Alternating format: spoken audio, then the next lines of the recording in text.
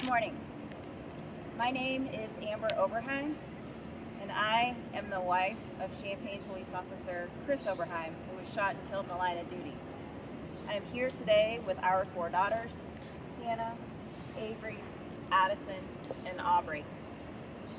Yesterday marked 5 months to the day that my husband went to work and did not come home. Chris was an excellent police officer. As a 20-year veteran of the police department, he was experienced and very knowledgeable. He was tactically sound, and he was a fair officer in every sense of the word.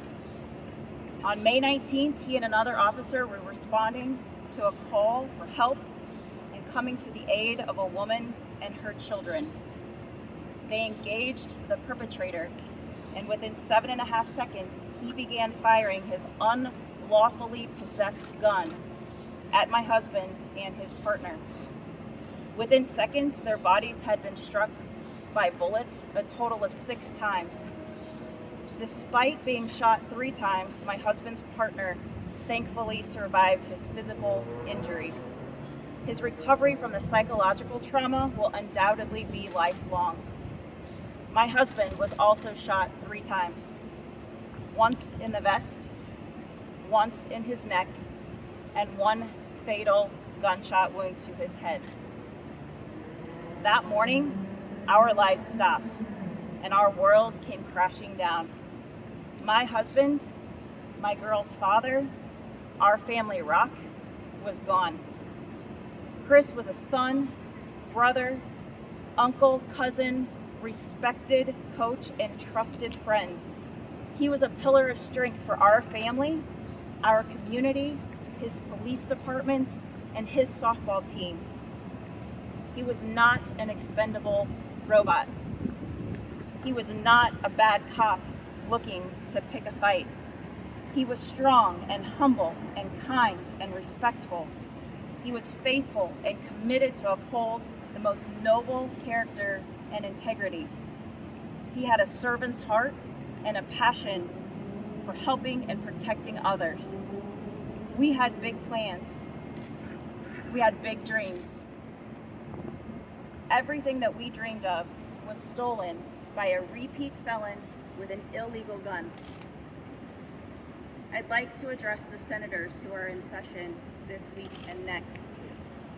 On the day of my husband's funeral, my girls and I committed to defend our police officers. We committed to defend their name, their purpose, their honor, and their badge. We meant every word. We stand here today to hold our state leadership accountable, and we are here today to stand in support of the proposed Fund the Police Act.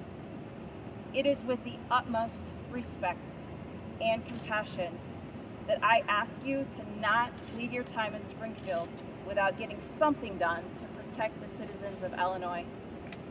There is a significant sense of urgency for your action. Our lives depend on it. You had an opportunity to send this proposal to committee yesterday and you didn't. You have 4 days left. Do not let the state of Illinois down. Do something to ensure the safety of the residents who elected you to make these decisions. The people in our state need you to show up in the same way that our officers are showing up for us on a daily basis. As I stated during my husband's funeral, it is time to start celebrating our heroes and stop victimizing felons.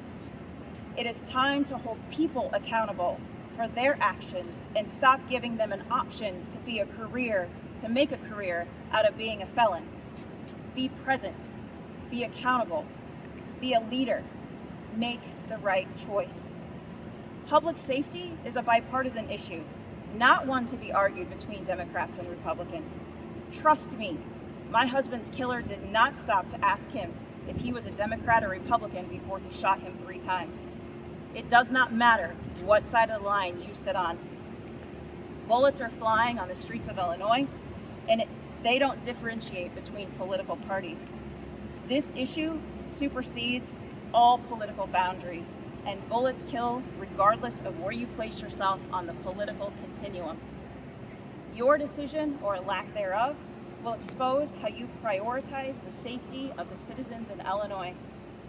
Your decision, or lack thereof, will communicate your desire for personal accountability or not.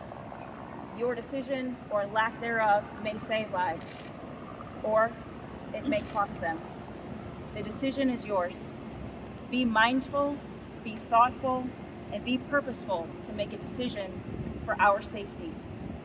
In God, we trust. May He be with you wherever you go. Thank you.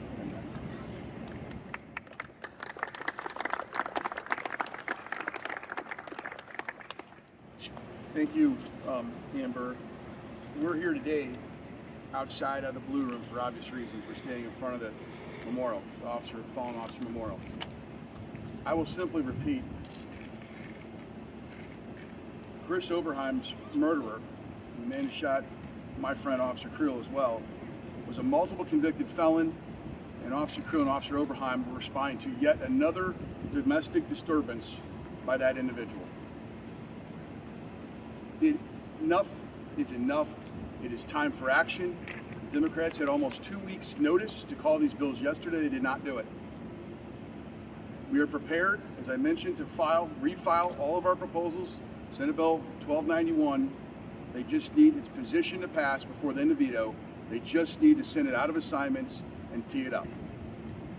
As Amber said, there's 4 days left. Let's make them productive. Let's make them impactful. And for goodness sake, let's protect the citizens of the state of Illinois. Thank you. Questions? How do you make a life of crime unattractive to people?